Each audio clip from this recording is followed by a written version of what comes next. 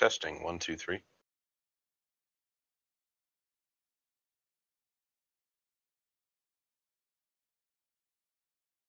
Alrighty, hopefully you guys can hear me now. And we seem to be having had a couple of little technical difficulties, but we are back. Alrighty, Discord was working, but we had no BS thing. So I'm not actually live on camera. Noslin was kind enough to make an animated GIF since I'm having a bad connection to start with today anyway. But I'd like to welcome our two guests today. Robert Brunel from the Brunel Shipwright Company. Hello. Thank you for having me. Borne, who is Count of Novigrad. Hello. Hey, alrighty. Introduce myself. Very slow Canadian response there. He looks like a Canadian terrorist or something right there. Alrighty, good to see you guys put a little bit of flair coming into the thing. Alrighty. So today, given that the Kickstarter anniversary has such a focus on nautical things with their introduction of the sailing rowboat, the river barge, and the warship, we decided today to focus our live stream on all things nautical and what we know about nautical things in COE, and we're going to be doing some theory crafting. So the first thing I'm going to do is, there is an image there that you guys can go ahead and open up. And basically what that does is that shows you the ships or boats that are for sale right now in the store as part of the Kickstarter anniversary going on currently. And I wanted to kind of like raise a couple of thoughts and comments about this. We'll go on each one first. We'll start with the rowboat. And as you can see, it states that the rowboat won't take you across the wide ocean, but whether you're crossing a lake or traveling a river, the rowboat is the perfect and affordable solution. And that they're perfect for the lone fisherman. And despite not being truly seaworthy, they can be used to fish just off the coast. So the speculation there is, what happens if you go a little bit further than just off the coast? I don't think we're going to hit some kind of a invisible barrier to where we can't actually travel any further. And so the question there is would the boat start becoming a little bit unstable? Would it become difficult to navigate? Borne and Brunel, what would your thoughts be on what they mean by just off the coast, and how will they kind of like monitor and implement? Well, it might not be a literal invisible barrier, but it could be like tides that prevent you from being able to get past a certain point. Yeah, I agree with what Robert said. I mean, they already kind of touched on it with the Oceanic server, that like the smaller ships would be able to reach any part of the starting continent, no matter the water distance, because it would all be considered shallow water, right? So it could be pretty great distances from what I understand. I would take that though to be that, you know, boats or ships like the Coastal Raider could travel across that, but the rowboat I basically see as being mainly for rivers and lakes. Maybe I'm mistaken, and obviously we'll find that out. But I think that if you take that rowboat, you know, just like in real life, if you take that rowboat out into sea, it might be okay on a calm day, but you get a little bit of a storm coming up or something like that, and you might find yourselves in quite some trouble there. So Emergency rowboats to get out. It's what, sorry? Emergency rowboats to get out, escape a sinking ship. Yep. Yeah. Yep. I'll guinea pig it. Yeah, exactly. I guess that'll be something that we can test when game starts. So the second item is whether or not go ahead. You attempt to go out into the ocean with any of these ships, will you end up capsizing? Because that could be pretty scary for the first person to test it. Yeah, I don't know how that will happen. I would imagine that kind of like it would probably be like a capsize mechanic rather than a running into an invisible wall thing. At least I hope it's a capsize mechanic. You know, the whole part of the premise of Chronicles of Illyria is this risk versus reward, right? And rather than the continents that we still can't reach being kind of like inaccessible by an invisible barrier, just that that the ships are proven to be un-ocean worthy. I'd probably refer to the waters that are off the coast as sea and ocean as being the bodies of water that connect us to the other continents. And so for kind of like for the purpose of discussion, I would probably consider that most of the water that we see in the starting maps around the starting continent should probably be considered as sea. So moving on to the next vessel that was introduced, which was in the second week, and that was the river barge. And the river barge is considerably larger, and as the name implies, it's for moving goods, for heavy goods, that you can move up and down the rivers and across lakes. And basically, the comment was made in the store that it's for the moving of goods which would break the axles of any mere wagon. So basically, it's really carrying very, very heavy loads. There was speculation as to whether you might be able to put some axles on a barge, like wooden wheels and wooden axles, and then have it kind of like travel across land as well. But that doesn't seem to be the case. What would your guys' thoughts be on that? You might be able to make like a trailer or something for it. Yeah, I'm assuming you could. That's what I was thinking too. I do know that that Snipe Hunter had made a comment. There was a thread about it in the forums, and Snipe Hunter had made a comment that portage might be necessary, and portage being typically if you came to like a waterfall or a series of rapids that was unnavigable for whatever kind of vessel that you were in, you would either have to portage the vessel, basically unload it, take all the goods out, carry it to the other side of the rapids, and then move the boat or the barge. Or, in fact, the barge itself might be so heavy, or the terrain so inhospitable that you might have to have another barge, kind of like sitting at the head of the rapids on the other side, so to speak, and then you carrying on the portage from there. The other thing that they're adding to the river barge for the higher packages, you can see in that image on the right, is that you have the option of getting the otter barge, which I think is a great addition, where basically you can yoke two otter bears to your river barge, and they will tow the barge for you. Now, barges, as that I've been used to, would kind of like be towed along a towpath along the side of a canal or along the side of the river. And as far as COE is concerned, that would probably be an Ursifant or mules or a horse or something. But by having otter bears, you can actually now probably even go directly straight across a lake rather than having to go all the way around the shore. Do you guys think that that's going to be a safer way, or do you think there's a chance for kind of like lake piracy to be taking place, and there's going to be a need kind of like for a force of kind of like a police force or a military force to help protect your lakes and rivers? I think I'm going to have to rely on you guys to protect my lakes. I think the piracy aspect, it really depends on how wide the lake is. Like, I mean, you should be able to see ships coming from a couple miles away. If the lake isn't wider than that, then you'll know there's a ship out there and you shouldn't go that way.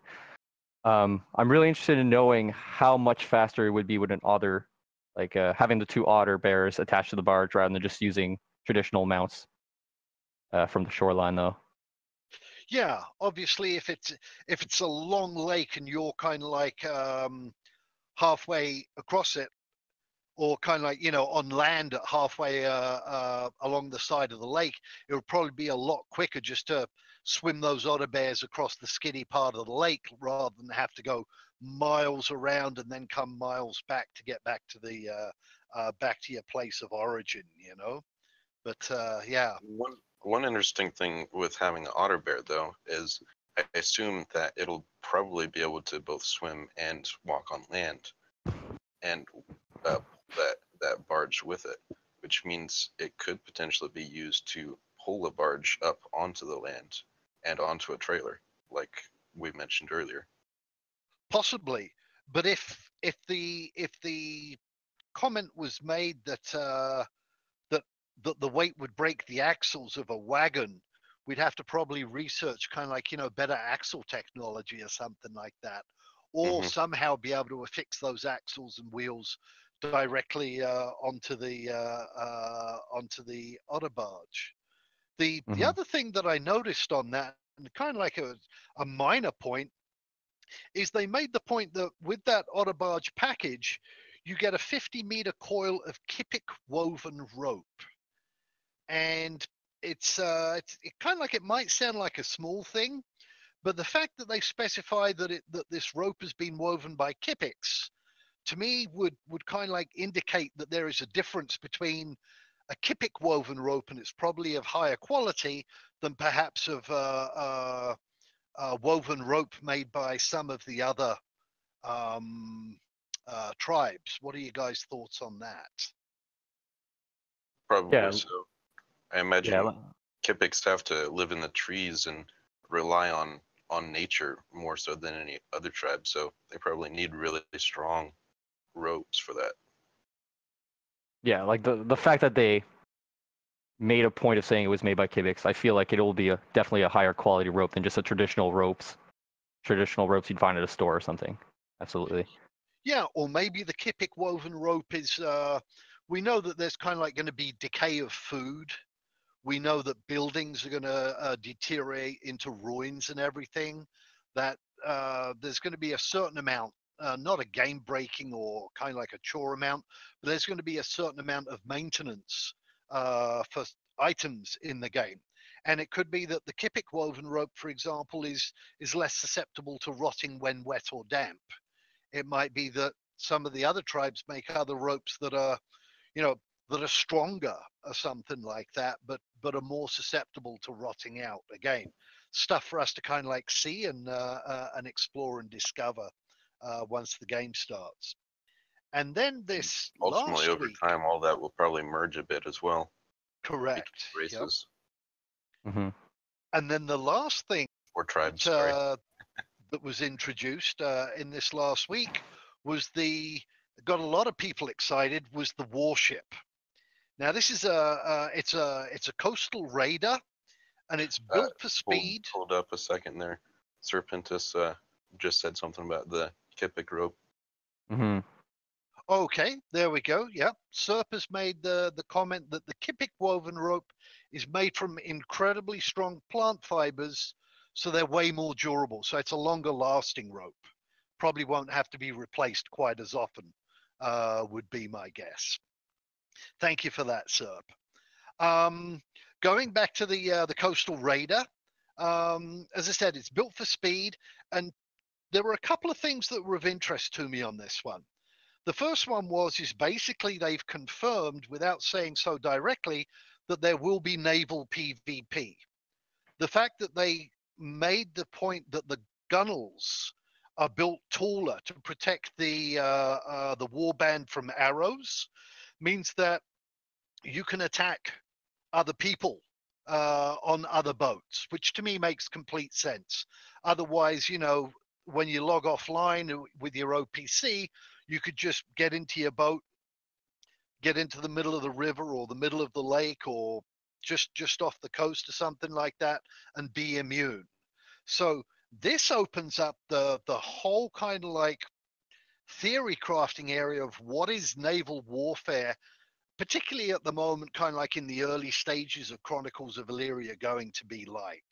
Are we going to have, and what I should do here, if you give me just one moment, is I should actually get the next image ready for us here. And instead of having them come up, unfortunately, in the stream, I'm having to copy paste them in today. Hold on just a sec.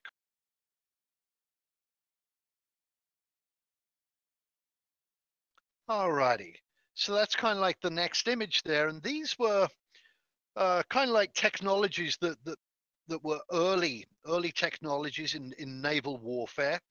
The first image on the left there is known as the Corvus, and the Corvus was basically, it was like a simple bridge that was mounted on the boat, very effectively used by the Romans, to where, you know, they weren't necessarily the greatest of sailors, but their big strength in naval warfare was to be able to actually, you know, have their soldiers board other ships and basically decimate the crew on them. And then the other one is, you know, will there be rams? What are you guys thoughts on that? I know, Borne, that PvP is very close to your heart, and you might have some thoughts and comments on this. Yeah. I mean, I'm pretty excited that they released a combat-oriented ship so early, and I mean, I can't speak as to how far the naval warfare mechanics are going to go, but I mean, the simplest things, even jumping from a high point on your ship to an enemy ship, is always a possibility. Like if you look at Sea of Thieves and you bring it down to the dumbest level, where you just drive or sail by the opponent's boat and then three of your people just jump on the opposing boat, that's always a possibility. I'm not sure if sinking ships is going to be as elaborate it would be in Sea of Thieves or ramming them. I know Robert's played a lot of naval ships, so he probably has very high hopes for those naval mechanics. But yeah, I'm very excited for that, and I'm really hoping that they do have, to put it in vague terms, a planking system where you can just lay down something on the side of your ship and cross over to an enemy ship, or ram them and cause your ship to stay stuck against the other ship for boarding parties. That'd be absolutely amazing for me. I kind of doubt we'll be able to with the first coastal raider ships there, but I don't see why it won't happen in time. I think the first coastal raiders really just going to be bows and arrows and then boarding onto land, like coast. That's about it. Gotcha. Okay. And so that brings up kind of like, you know, well, we're talking about technology and what may or may not be available. Snipe 100 made a comment in the forums earlier this week, you know, in one of the threads about technology, that, you know, a lot of us have this preconception that Chronicles of Lyria is starting off in the Bronze Age, and, you know, what technology was available on ships in the Bronze Age, what technology was available period in the Bronze Age that we'll be seeing in game. And to quote Snipe Hunter directly, he said, "We're not any one specific Earth time period, but that we draw from many periods of Earth's history, so as to put away the idea that the game is Bronze Age, since that's not accurate. We're not any age. The starting technology level at launch is a mix of elements across 1,000 years of history, with each tribe evolving into different technologies depending on their unique needs rather than Earth's history."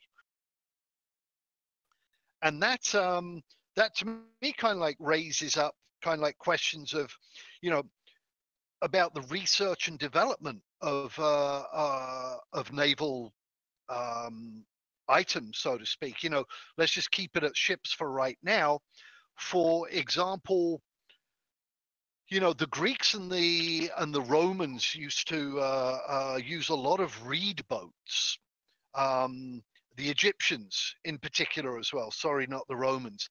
And some of these reed boats could actually, I mean, in real life, carry up to 400 tons of goods. And are we going to see kind of like, much like the Torresk, for example, when it comes to armor, it's a Torresk scribe that makes the paper armor, and not a blacksmith. You know, a Broodveer blacksmith wouldn't be able to make paper armor, for example. Are we going to see that, for example, tribes like the Drass, do they research like the reed boats? Will the warships, which have more of a Viking look to them, will they have? Will they be built by the Crothy, for example, and the Broodveer, or will the Neron kind of like be developing more of the medieval style hulls that we're used to seeing, kind of like in medieval European ships? What's you guys' take on that? I think I really hope that the different tribes have different technologies and different designs, and when it comes to ships, just because it'll be more fun to experience it, learn how to build them and craft them. On my part, just to build for different races and different needs like that. Yeah, I think personally that each tribe is gonna have their own kind of style, just like their buildings and their manner of constructing their buildings and settlements and stuff. I think they'll have their own niche ways of building ships. Gotcha. And Serp just added in the chat there that although we can't see it in the image, there is a gangplank ramp on the front of the raider ship that is meant for quick exits onto the beach, but there's no reason why it couldn't be used to board another boat. So, presumably there'll be collision mechanics or something like that. I would imagine that there would have to be some kind of maybe grappling hooks or something to be able to, prevent that boat from slipping away when you go to try to board him, etc. As somebody who has It would enjoyed probably be a lot easier to do it to a river barge than anything, just because the shallow hull and stuff. Yes. Yeah, definitely. And that's where all the trade goods should be, anyways. Yep. Capsize Definitely. So. Yeah, I don't know if you'll be able to capsize. We'll have to see if they will actually have kind of like capsize mechanics. If you get top heavy, for example, I don't know if they'll have those kind of physics, because there you have to figure out the center of gravity. The King Henry VIII's flagship, the Mary Rose, actually went down on its in a battle because they loaded too many of the new kind of guns and cannons on the top, and loaded a whole bunch of archers and soldiers on the top, and it went to make a turn to port, I think it was, and capsized. It couldn't right itself as water started taking in. So, when we look at that, there are coracles, which were the little kind of like round reed woven boats. That might be kind of like a Kippic style boat. History's also had the Phoenician galleys, the dugout canoes, and even basic things such as rafts made out of logs, etc. And I think we'll probably get to see derivatives of all of these in some form or fashion throughout the early stages of the game. I hope so. I think it'll just be more fun, and maybe even some styles that aren't historical for us. Some unique styles specifically to Illyria. Yeah, I definitely think that they'll certainly add an Illyrian kind of like flavor to them, without any doubt whatsoever. Just like they're going to be doing with the architecture. And speaking of architecture, this was in I believe it was, I don't know if it was a voice chat or a text chat, but Caspian had mentioned on the official COE Discord, and it was ages ago. I don't know, it was probably 9 months to a year ago now. But somebody was asking, how would boats be designed? Can we use the architecture tool to design boats? And Caspian had replied that what you would do is that you would use the architecture tool to design the cabins and the layout of the boat. And that leads me to speculate that, through research and development, we'll be able to unlock or discover new hull kind of like sizes and designs. And that'll be the basic hull, and that'll be it. And then we can modify and customize the inside of the ship, you know, how many decks are put on it, what we put on the top decks, etc., that we can customize that to ourselves, and maybe we'll be able to, you know, research and develop, you know, whether we have you know, one mast or two masts, the different types of rigging, you know, sails, whether we're going to be using the stay sails, which are kind of like the triangular sails that most people are familiar with, or kind of like the square rig sails. Stay sails are better for kind of like tacking upwind, kind of like against the wind, and the square sails are better for going downwind. Those things, I think, are all things that we'll discover in the research and development tree. And Rob, I know that, you know, with your Brunel Shipwrights company, that you're going to be very, very heavily invested into the research and development aspect of the of shipbuilding. What are your thoughts on that? Yeah, uh, I think at least the main components of the ships will be able to be researched and upgraded and changed and customized. I don't know how detailed it'll let us get, but at least the main components. And I do know of people through our Shipwrights of Valyria Association that are specifically intending on trying to research and advance hulls, for example, making hulls thicker, stronger for war purposes, and that's their primary goal. They just want to get the hulls better. And so with that, I think main components are going to be able to be researched and upgraded and customized and designed. But I guess we'll just have to wait and see how much we can do that with, I guess. And as for me, I know nothing about boats or shipbuilding and all that, so thank God I have people like Robert in my duchy to build me the best boats. Excellent stuff. So, talking about the kind of like the stay sails and the square sails, you know, those obviously rely upon the wind. And part of Caspian's comments in the last Q&A about world generation that was around about a week or so ago, I'd asked him a question as to whether there would be a dynamic wind system, or whether basically, you know, you put up your sails and it doesn't matter what direction you go in, you still sail at the same speed.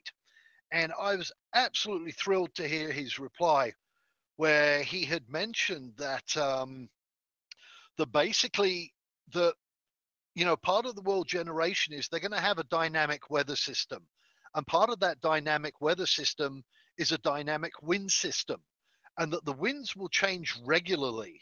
It's not static, but it's dynamic, and that you can actually create, like, you know, because of the way that the wind will operate in the world, that you will actually have kind of like wind pathways, much like we have the trade winds in real life.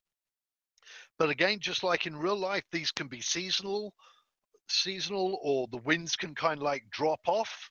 And again, you might fall prey to a galley that is kind of like, you know, like a trireme or something like that, that is just particularly waiting. Maybe there'll be, you know, there's a lot of talk about, you know, astronomers being able to see and predict what the seasons and what the weathers are going to be like, and when the seasons are going to be changing. Perhaps a savvy astronomer in the pay of a bunch of pirates could kind of like advise them when's a good time to kind of like take their triremes out and be ready to capture some good prize ships. Thoughts on that? Robert? No? Okay. Sorry, I was fixing mic settings. If there is a complex wind system, and God, I'm gonna have to put so much time into learning that, because it's gonna be such an important factor at sea for like catching up to ships or trying to get away from ships even. So I'm really hoping that it is really in depth out at sea and with the wind currents and even the tides and all that. So I'm keeping my hopes up for that. But I'm not really sure what I'd do with all that. I have nothing no knowledge of the sea or like wind systems that is. So it'll be a huge learning curve for me. So talking about tides, have you actually, excuse me, have you actually heard anything from the devs about tides? Because I haven't, and if they were to implement them, I would imagine that it would almost be like the day-night cycle. It's like although we have longitude and latitude in the world of Illyria, um, in real life, there are certain parts, depending upon what season it is, etc. You have shorter days and shorter nights, and sometimes longer days and longer nights. But it's going to be equal throughout all of Illyria. And I would imagine that if they did put in tides, that it would be on a very simple basis like that as well. They're not going to have water mechanics like fluid mechanics they've mentioned, but it might be possible to raise and lower that sea level by, I don't know, 3 meters or 5 meters, whatever it might be, every so often.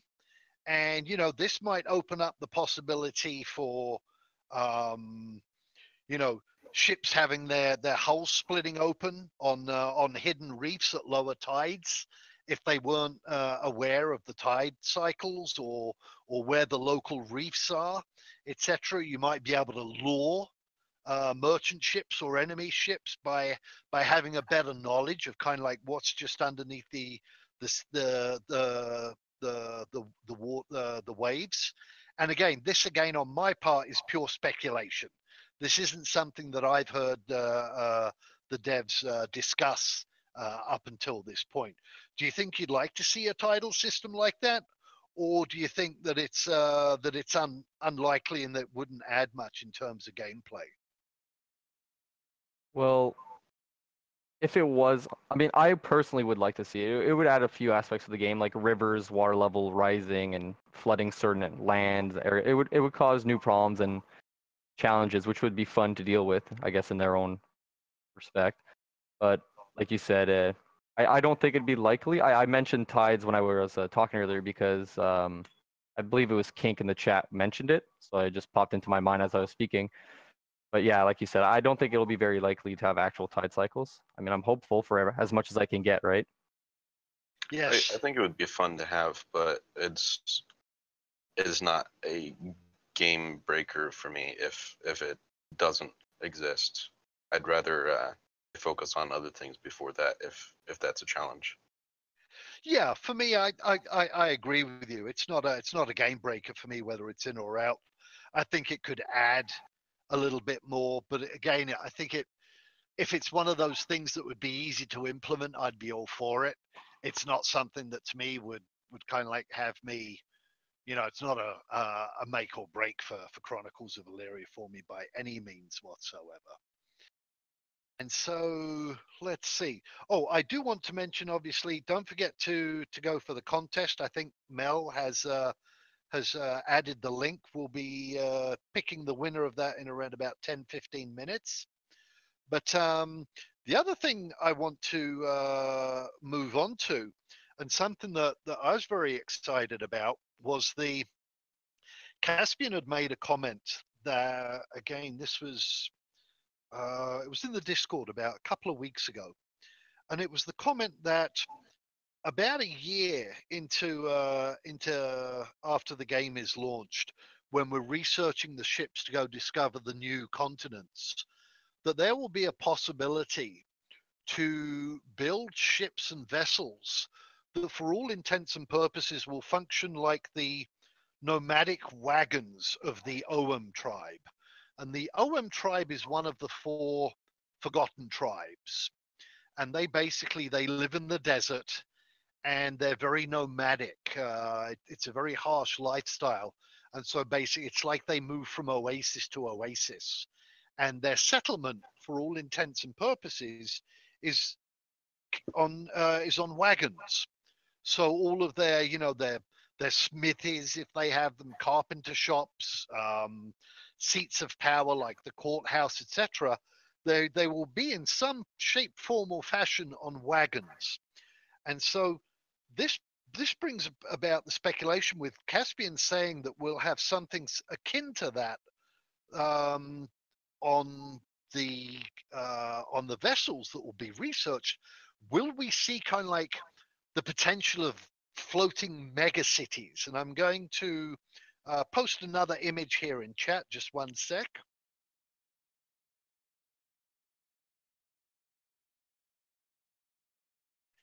And these are kind of like two images. They're not necessarily kind of like, obviously one of them's not a real life ship. It's kind of like a fantasy ship. And the other one, I think, might have been a rendition of what Cleopatra's barge might have looked like, etc. I don't know if they kind of like came from a game or something. They came up when I was Googling earlier today for some resource material. But, you know, if you've got these big boats, or even if they're not large, even if they're small boats, but they each kind of like, you know, one's a blacksmith, one's a carpenter shop, one's a butcher shop, and they link together with these gangplanks and gangways and everything like that. Would you be able to have, for all intents and purposes, like this big floating mega city out at sea? And how large could it get? Could it be modular, for example? Could somebody that's really ambitious put together, like, you know, 100-vessel mega city where 10 or 20 of those vessels would split off every now and then to go raiding, and that they would basically be traveling around the entire continent? Would we find that that some of the kingdoms sponsor these kind of mega cities to go and harass, you know, other kingdoms? Could it be used as a stage for launching an invasion?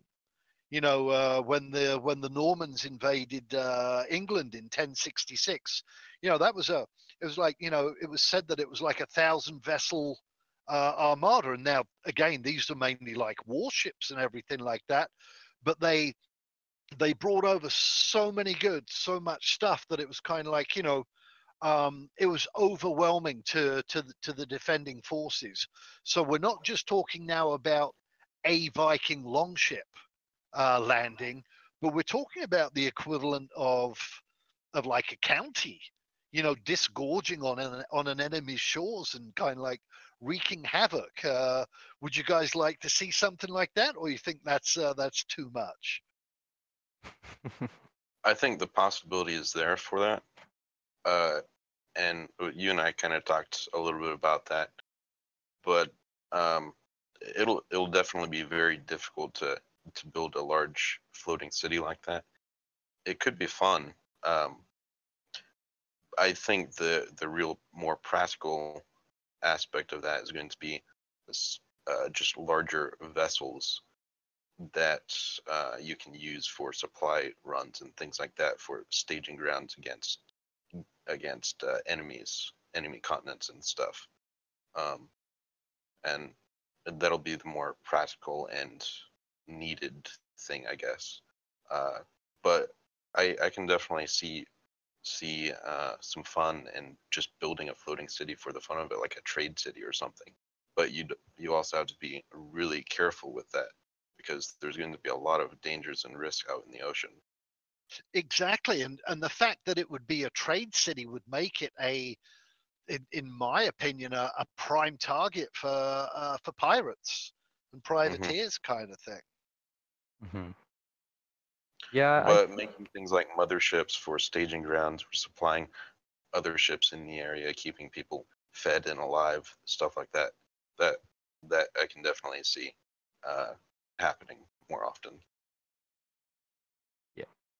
As Blue Jean Beanie said in the chat, we need to know a lot more about COE physics before we could try something like that. However, if possible, something of that scale would be so resource extensive, but at the same time, by all means, it would be absolutely awesome. It would be phenomenal to do and experience if used right.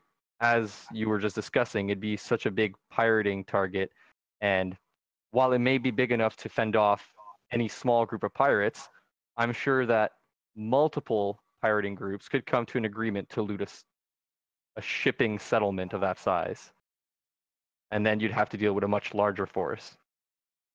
But Yeah. not only just other players you have to worry about. You have to worry about potential of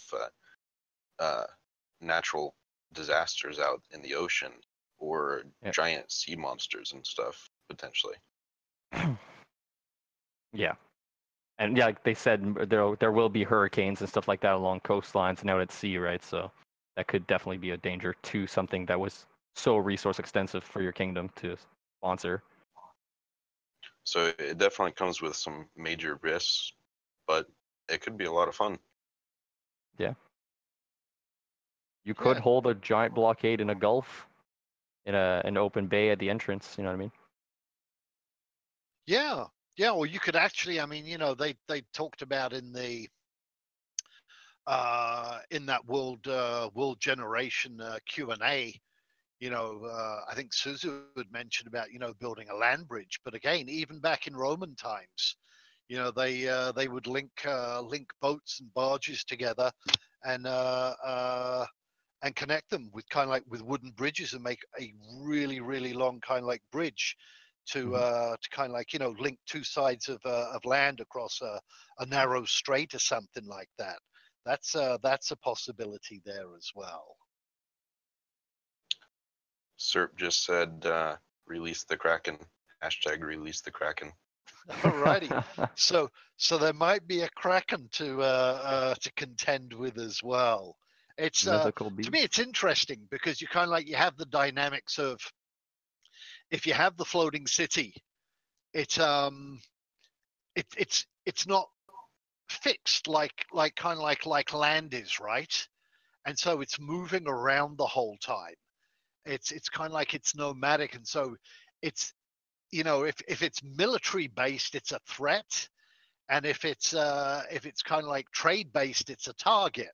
And we'll probably see it being kind of like a mix of the two kind of thing. And I'm just curious as to at what point do they get to that size where kind of like a kingdom says, wow, that would be awesome for us to build our own, to send out our own mega city to capture their mega city kind of thing, if we'll see something actually on that scale. That'd be cool. Alrighty. An easier thing on that front though would be making a floating city or something on a lake, a large lake. Yep. There's a lot less risk involved in that. And that could be Yes. a lot of fun. Yes, but if there's less risk, it also means it can't. That would be more for the fun factor. Yeah, it's more Yeah. restricted, and it can only kind of like travel around, obviously, within the lake. And if the lake's the size of an inland sea, that's different to it kind of like being to the floating city almost taking up the whole size of a small lake kind of thing. Yeah. But yeah. So Mel, I don't know if you're able to post to us who you think the winner of this week's contest is. I saw that when we were typing in contest, and I just noticed that it was actually giving last week's thing. This week's code was the sailors refused to scrub the decks or swab the decks. I'm hoping that was showing up on the little Google form the folks were filling out.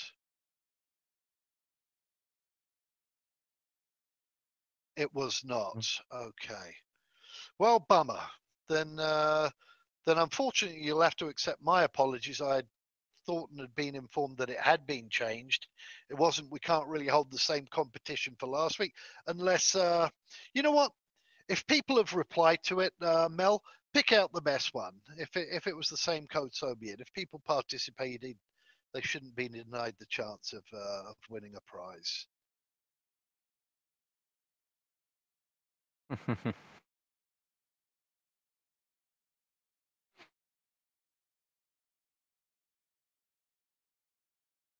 So There it is.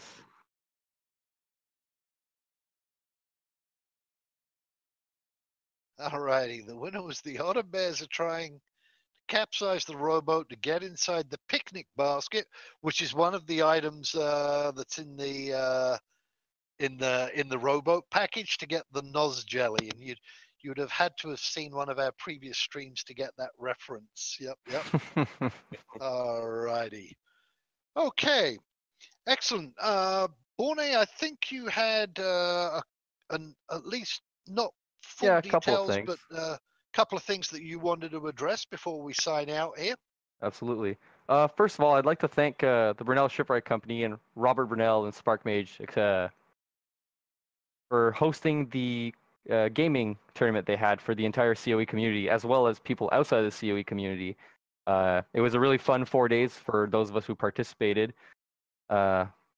Obviously, the wins were spread out, thankfully, and we actually got 2 new members to join the COE community who opted to have a pack spot for them rather than the first place prizes. So I'd like to thank Robert for hosting it and bringing new members to our community.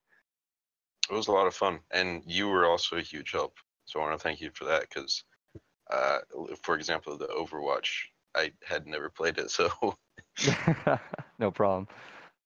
And secondly, so the Kingdom of Boardwall is going to be hosting an event where we're going to be asking people to create emotes for our Kingdom Discord, whether it be crests or shields to represent the different duchies or the Boardwall emblems themselves. Because as of right now, we don't have any in our Kingdom Discord. And whenever those of us who have Nitro go to use emotes, I'm just tired of seeing the Vornair ones. So I figured it'd be nice to have. Excellent. Yeah, we'll come up with that. Let's work on that this week together, Borne, in terms of kind of like, what we're looking for. We might get together kind of like the crests of the different duchies and the crest for Boardwall. And we'll make a post on the COE forums on that and make an announcement. We'll put up a nice prize. Maybe we'll have a war boat, a warship as a prize or something like that. No promises, but we'll see what comes of that. Alrighty. I want to thank our guests for being here, Robert Brunel and Borne, for Serpentius for coming over from SBS and joining in the chat here.